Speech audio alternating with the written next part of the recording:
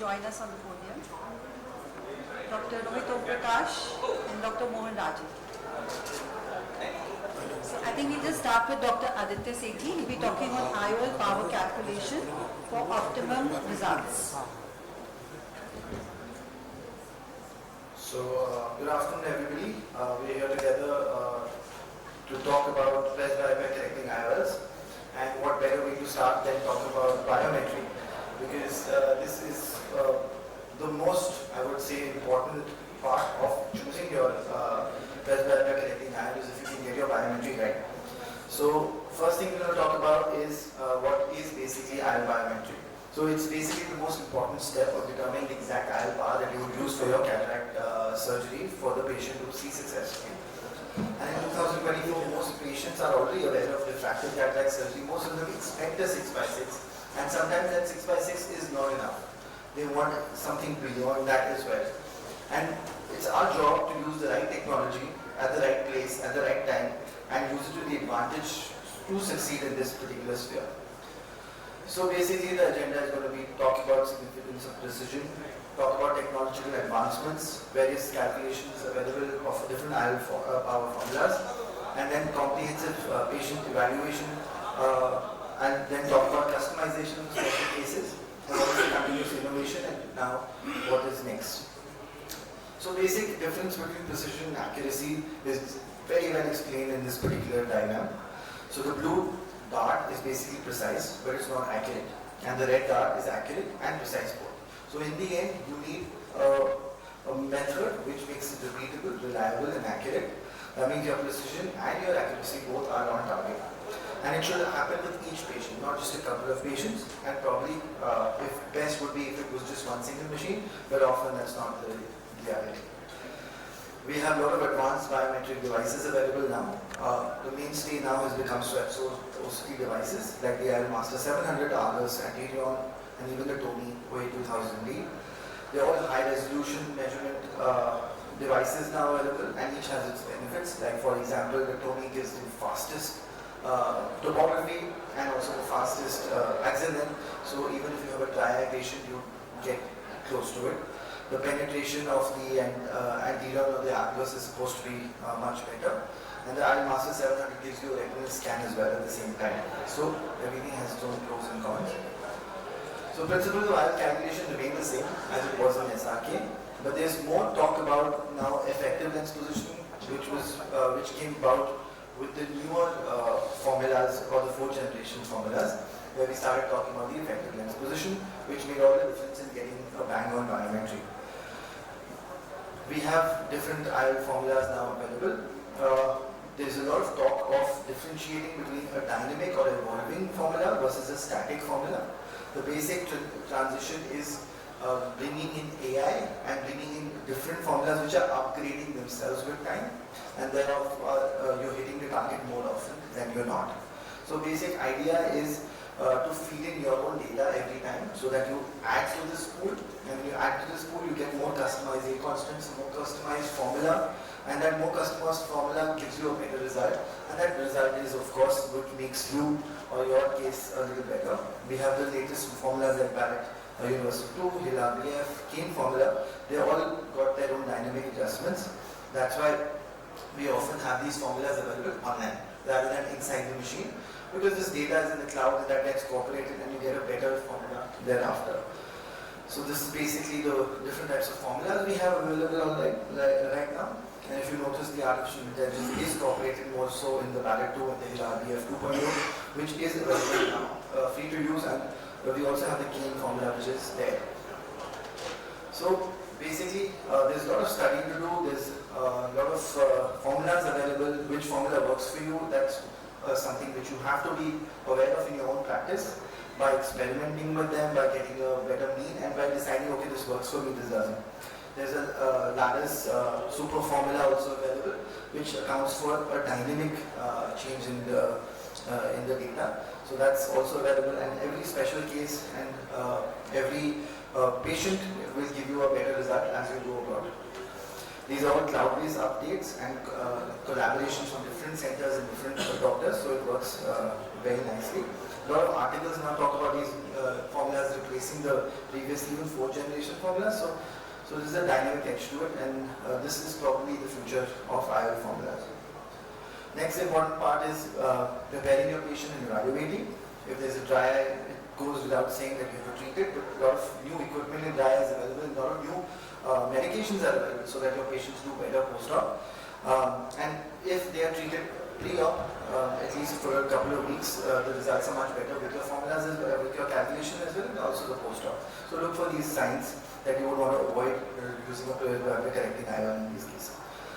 In short, you have to look for keratoconus, glaucoma, posterior staphyloma, any reason why there will be a CE post-op, uncontrolled diabetic, any of these other conditions. So the keratometry. Now, keratometry itself is the most important part of any calculation which is there. Basic idea is to get the corneal curvature right. It's always done before the axle length so that you don't have any problems. The various types, manual, auto-K, and topography. And of course, topography and tomography are much better methods. We also have the manual K, which is still an effective tool and can be used to cross-check your auto-Ks if that's the way you go about it. So auto-K basically focuses on the reflected corneal images, and that's taken back by the device, interpreted to a result, and it usually covers only 3 millimeters of the zone. Every machine has its own. The Master does about 2.3, the Lenstar does 32 points, outer circle about 2.3, and around 1.65, so that gives you a good result. There are various factors to topography that is very important for you to know. You need to know the SIM K, the EKR values, the conversion factors, and the flattest central K on topography, which is very important. Posterior corneal measurements is something that has been often talked about. The 2K formula does make use of it and gives you a better result. It also helps you lead into whether you would want to leave the patient with the rule or against the rule. Dr. Barrett's online formula does have an option of a presumed posterior corneal astigmatism, which works pretty well as well. So this is a video showing something called IOL, which we are collaborators. Alright. So basically it's an online-based formula free to use, which talks about A constants of each particular lens available in the market. At least I think 70-80% of the lenses available in the market is available here. And based on that, you can have your own optimized A constant as you feed data, and that can be collaborated with other centers. So it's free to use, you're free to upload, and those customized A constants work much better. It gives you a better result and gives you that finish that you're looking for in your results. So this is a video showing you all sorts of, this is a particular brand, all sorts of lenses available, the different A constants and they optimize, and like that you can search for most of them. And it also has a new generation formula inside inbuilt to this calculator, which is available free of cost online. Something you can take home. Okay, you also have enhanced imaging techniques for anterior segment analysis, which tells you if a particular patient will not be a good patient for a multifocal. And it's getting better, the mapping is getting better, the machines are getting better, and of course we already know, and I'm sure we have more talks about this, that you have to be more lenient with the rule astigmatism correction and more aggressive with against the rule. So basically, the future lies in getting more advanced analytics and getting data contributions together to get more optimized results. And I think that's very important, and that's where the role of technology and the newer side of internet comes into place, and AI. So customization for special cases, I think there's a lot of, is pretty out there already. Post-refractive cases, ASCRS has a very good calculator. You can use it with a 2K formula for post-refractive. Nanophthalmic, of course, we can use OfferQ and Holiday and SRQT for longer eyeballs. So it's a continuous change. There are new lenses also available now. They're light adjusting lenses, which helps you get your result even 3 months, till up to 3 months after the surgery, so that you don't have to worry about hitting the mark every time. So they're getting more popular. And of course, centering your IOL. Presbyopia correcting IOLs, you have to center them, make sure you don't have any decentration to cause any problems thereafter. And it's a continuous process. It's we've not reached the zenith. We're on our way, and hopefully that will happen someday. and it's a personalized medical approach even in post getting the biometric lens. Thank you so much for your time. Thank you, Aditya, for all those tips. I just want to ask you that I know this biometry and our newer artificial intelligence is going to go a long way. I think we're just beginning to get more and more bang on and targeted results. But if a patient comes to you and you see that you see probably a spot or a dry spot for your biometry, what exactly would you do? How would your approach be for this patient, for the ocular surface? So with dry eyes, I would like to correct the dry eye. First find out the reason for the dry eye, what sort of dry eye it is, if it's inflammatory or meibomian gland. Based on that, I would start treatment.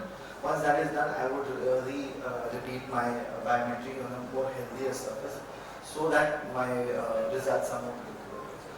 So so you think that there is a big role of, that was my main thing, that big role of repeated biometry is always there, you must repeat your biometry more than 2 times or at least 2 times so that you know that your results are consistent.